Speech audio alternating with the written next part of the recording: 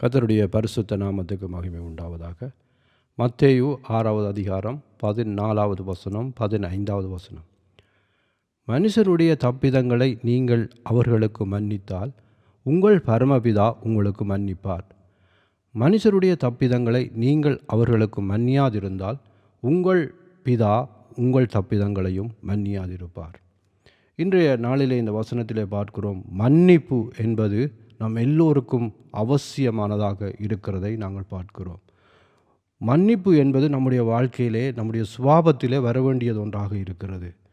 ஏனென்று சொன்னால், ஆண்டவராகிய இயேசு கிறிஸ்துவினுடைய சுபாவம் மன்னிப்பாக இருக்கிறபடியினாலே இன்று நம்முடைய வாழ்க்கையிலே நாங்கள் யாரையெல்லாம் மன்னிக்க வேண்டுமோ மன்னிப்பதற்கு நாங்கள் எங்களை ஒப்புக் கொடுப்போம். சில வேளைகளிலே அவர்கள் எங்களுக்கு செய்த காரியங்கள் மன்னிக்க முடியாத அளவுக்கு காரியங்களை செய்திருக்கலாம்.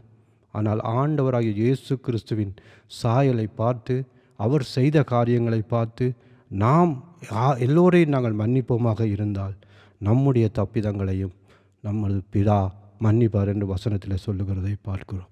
அதனாலே நாங்கள் யாரையாவது கடினமான இருதயத்தோடு இன்றைய நாளில் மன்னிக்க முடியாமல் இருப்போமாக இருந்தால் மன்னிப்பதற்கு எங்களை ஒப்புக் கொடுப்போம். கர்த்தர் எங்களை மன்னித்து அவர் தம்முடைய சாயலாய் மாற்றி அவர் எங்களை ஆசீர்வதிப்பாராக. ஆமென்.